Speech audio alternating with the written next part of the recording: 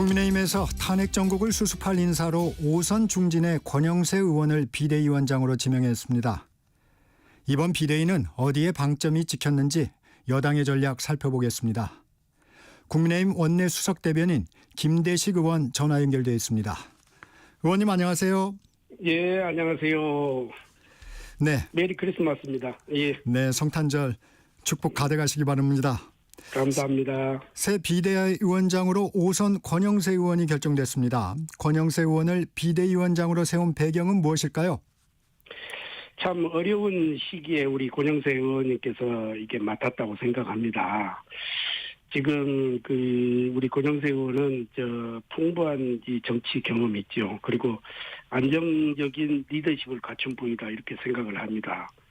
윤석열 정부 초기에 대통령직 인수위원회 또 부위원장을 했지 않습니까? 네. 그리고 이제 초대 통일부 장관까지 역임을 했는데 이러한 이 경험을 바탕으로 해서 당내 지금 굉장히 혼란한 시기이기 때문에 네. 이 혼란을 좀 수습하고 당에 좀 혁신을 좀 주도를 좀 해달라 이렇게 해서 어제 이 권성동 원내대표가 이렇게 의원총회에서 추천을 했죠. 예. 네.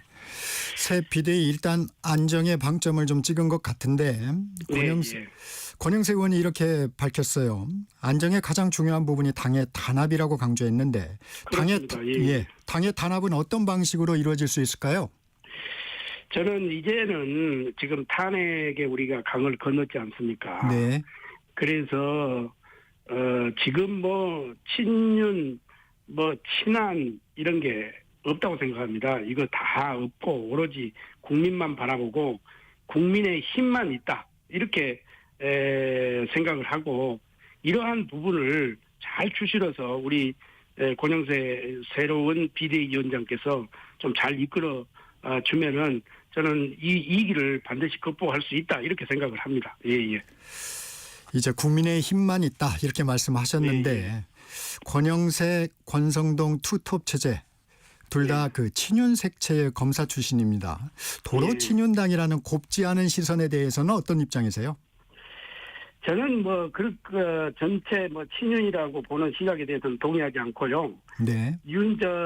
일단은 대통령 후보가 선출이 되면은 항상 전 당원뿐만 아니라 국회의원들이 혼연일체가 돼서 정권 창출을 위해서 열심히 뛰고 있지 않습니까? 네.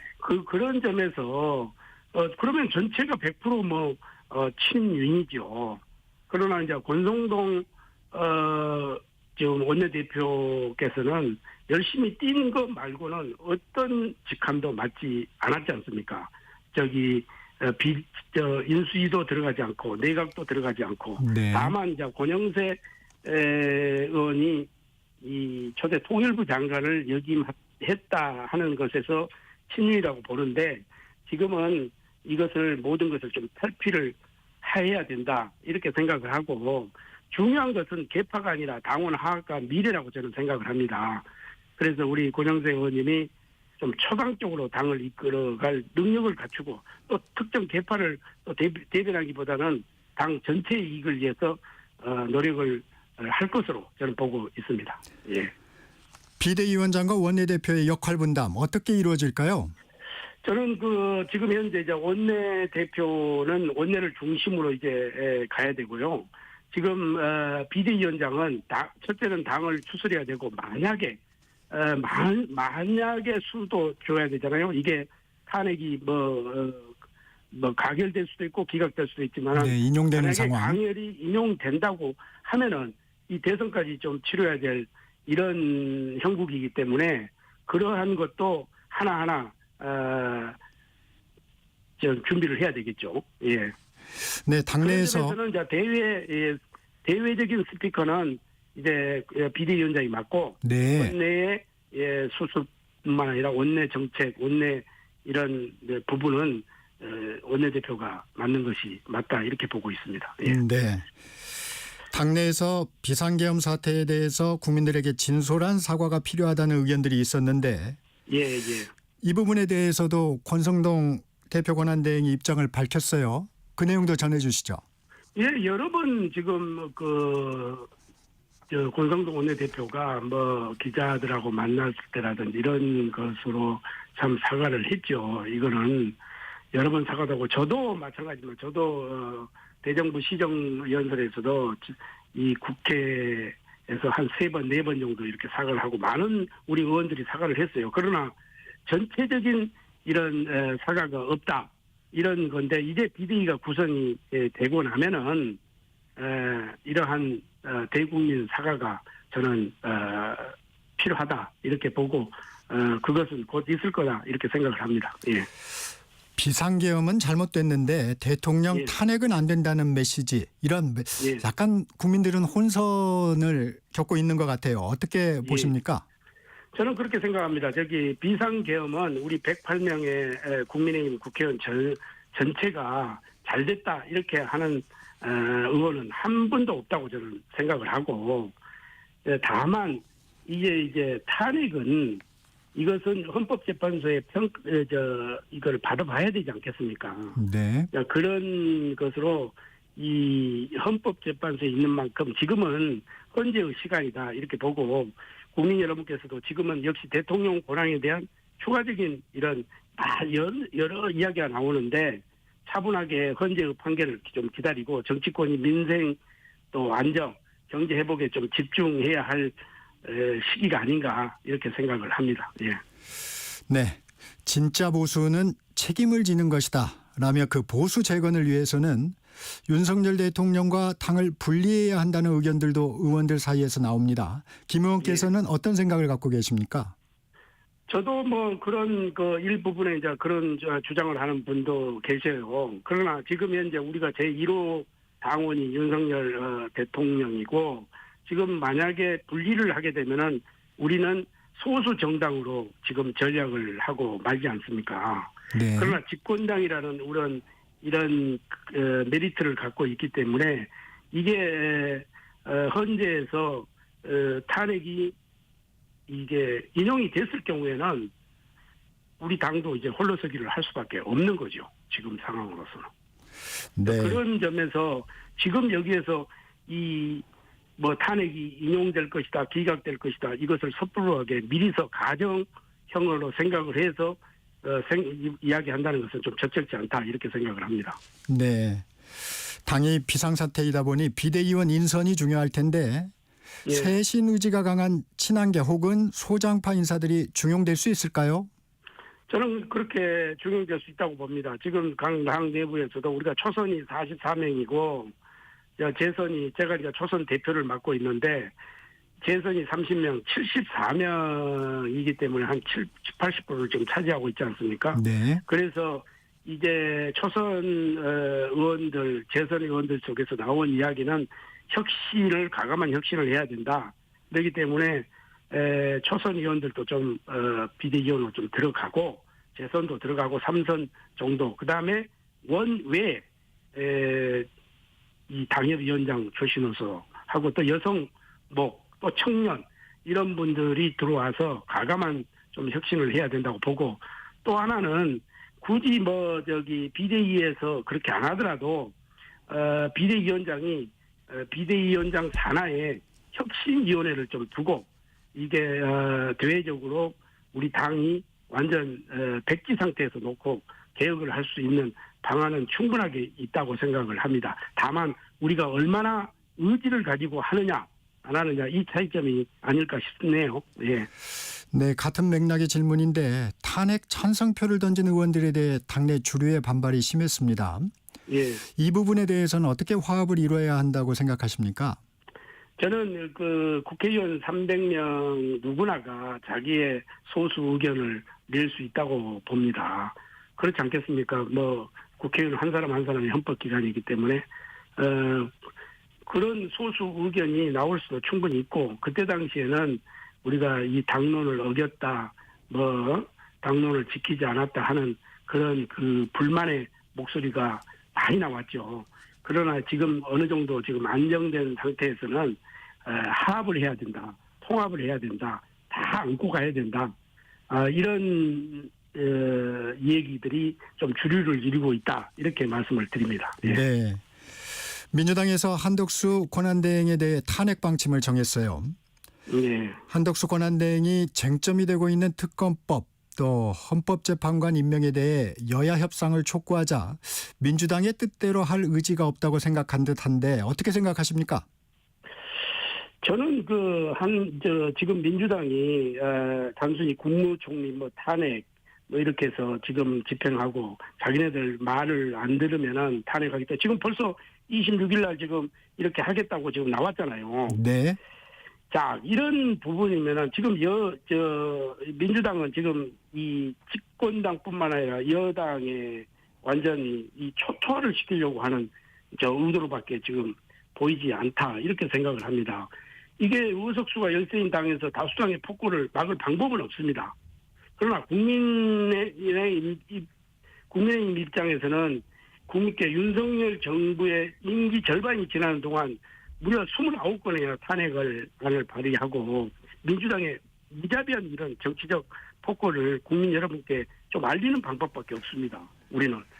그러나 국민 여러분께서 이것을 막아주셔야 될 것이다. 저는 이렇게 보고 이 국무총리 탄핵 이것은 조금 우리가 좀 자제를 하고 좀 이 국민들이 안심하고 안정된 모습을 보여줄 수 있도록 정치권에서 저는 민주당에 좀 더 노력을 해줘야 된다 이렇게 좀 보고 있습니다. 예. 네, 사실 내란 특검법, 김건희 여사 특검법 제2호국권 시한은 내년 1월 1일이고 예. 헌법재판관 임명은 따로 시한이 정해져 있지는 않은 것으로 알고 있는데 예. 민주당이 왜 이렇게 서두르는 걸까요? 그랬어요. 우리도 지금 그런데 사실은 1월 1일까지 이렇게 15일 동안 이렇게 시간이 있는데도 불구하고 이거를 24일까지 하면 탄핵하겠다. 26일까지 이걸 좀 하면은 탄핵하겠다.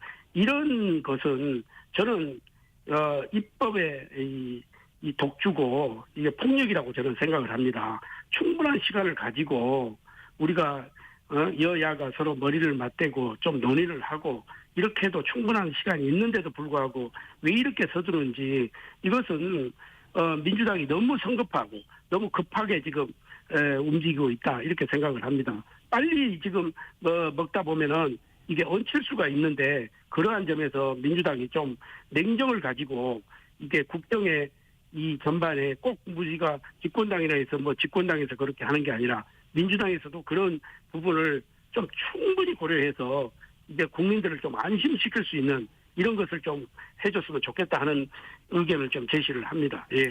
네. 우원식 국회의장이 기자회견을 통해서 한덕수 권한대행이 특검법을 다시 논의하자는 것은 매우 잘못된 일이라고 직격을 했어요. 예. 국회의장으로서 우 의장의 비판은 어떻게 들으셨습니까? 저는 그게 의장님 입장에서는 국회의장 입장에서는 지금 이제 왜 국회의장이 당적을 떠나야 되는가 아주 중심에 서서 이렇게 흔들림 없이 하라고 했는데 우리 우원식 의장님은 전부 민주당 이야기만 듣고 계시는 것 같아요.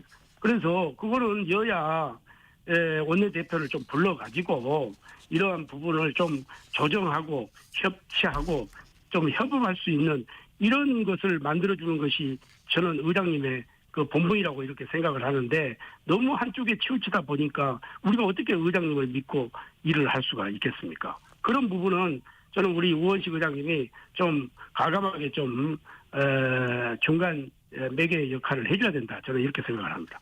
네. 한 대통령 권한대행은 여야 협상을 내세워서 국회로 공을 미뤘는데 다시 한 대행의 결단의 문제로 돌아온 것 같습니다. 예. 어떻게 정리할 걸로 예상하십니까?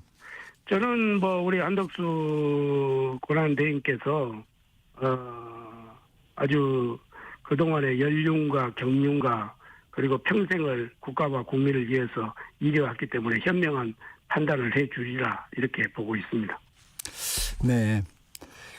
한덕수 대통령 권한대행 탄핵을 추진할 경우에 정족수 문제가 연일 논란이 되고 있습니다. 예. 그 대통령 권한대행 탄핵에 대한 명확한 법조문이나 전례가 없고 국회도 보니까 전문위원 의견, 입법조사처 의견 엇갈리고 있어요. 그렇습니다. 예. 이 정족수 어떻게 생각하세요? 저는 헌법상 대통령 권한 대행은 국정을 수행하는 대통령과 같은 지위에 있다고 봅니다. 그래서 따라서 이제 탄핵 절차는 대통령과 동일하게 재적위원 3분의 2 이상의 찬성이 있어야 가능하다 이렇게 보고 있고요. 왜 그러냐면 이 기준은 이전에 그 이상인 방송통신위원장 권한 대행 당시에 동일하게 준용을 돼야 된다 이렇게 보는데 당시에 이상인 권한 대행은 방송통신위원회 부위원장이었잖아요. 네. 그런데 권한 대행이 됐단 말이죠. 그래서 방송통신위원장에 준하는 기준으로 이게 탄핵한 바 있어요. 그러면은 이게 대통령 지금 권한 대행이기 때문에 정족수 151명이 아니라 저는 3분의 2, 200명이 돼야 된다 이렇게 보고 있습니다. 네. 여야가 이렇게 대립하면 결국 국회의장이 결정하게 되나요? 지금 현재 이제 국회의장께서 이렇게 결정을 하겠다 해서 지금 이 운영에서 나오는 안과 그다음에 또 국회 이 내부에서 지금 하는 보고서가 있어서 그 보고서를 보고 판단을 하겠다고 일을 하는데 정말 이 부분은 굉장히 국가의 중대한 이런 문제이기 때문에 의장님께서는 좀 현명한 판단으로 이게 전국의 혼란을 좀 막아주십사 하는 부탁을 드릴 수밖에 없네요. 예. 네, 지금 민주당이 한 대행 탄핵 카드를 꺼내든 상황에서 여야정 협의체 첫 회의는 예정대로 내일 열릴 수 있을까요? 아니 그러니까 여야정 협의체를 지금 이제 우리가 국회의장이 해서 우리가 국민이 불안해하니까 안정을 시켜야 되겠다. 이래서 우리가 지금 동참을 한 거 아닙니까? 그러면은 이게 첫 시도도 안 해보고 벌써 뭐 탄핵 그렇게 하고 이렇게 하는데 이게 제대로 굴러갈지 참 걱정입니다. 그러나 내일 하루라도 이 현안 문제가 산적해 있기 때문에 저는 내일 꼭 여야정 협의가 좀 이루어지기를 간곡히 바라는 마음입니다. 네, 돌파구가 좀 됐으면 하는 바람입니다. 예. 국회는 헌법재판관 후보자에 대한 인사청문회를 마치고 야당 단독으로 청문보고서를 채택을 했습니다. 예. 국민의힘 권한쟁의 심판 신청하나요? 헌법재판관 누차 이야기하지만 헌법재판관 및 대법원 임명은 국가 원수로서의 권한에 해당되기 때문에 한덕수 대통령 권한 대행으로서 이를 행사한 것은 부적절하다고 판단하고요. 국민의힘은 헌법재판관 후보자에 대한 인사청문회가 종료된 이후에도 헌법적 절차와 권한에 대한 명확한 법리 해석이 저는 필요하다고 보고 있습니다. 이에 따라서 국회에서 헌법재판관 임명 동의안이 통과된다면 즉각 권한쟁의 심판을 청구할 방침입니다. 이 문제는 이게 단순한 이제 정치적 공방이 아니거든요. 네. 헌법상 권력 분립과 상권 분립의 근간을 지키기 위한 불가피한 조치다. 이렇게 생각을 해 주시고 민주당이 6인 체제를 유지해서 탄핵 정국을 장기화한 된 점에서는 책임을 묻는 차원에서 이번 권한쟁의 심판 청구는 법적 정치적으로 중요한 의미를 갖고 있습니다. 그래서 우리 당은 헌법재판소가 법적 절차에 따라서 이 사안을 신속하고 공정하게 판단해 주시기를 기대하고 있고요. 헌법기관 간의 권한과 책임이 명확하게 정립될 수 있도록 노력하겠다 이런 말씀을 드립니다. 예. 네, 내란 특검법, 김건희 여사 특검법, 이른바 쌍특검법 관련해서 의원님께서 이런 말씀을 하셨어요. 당 일각에서 특검법 역제한 의견이 나오고 있다. 아이디어 중 하나인 건지 당에서 논의하겠다는 건지 어떤 뜻인가요? 아니 내란 특검법 같은 경우에는 이게 내란 특검법이라는 것은 이게 경찰, 검찰, 공수처에서 지금 수사하고 있잖아요. 네.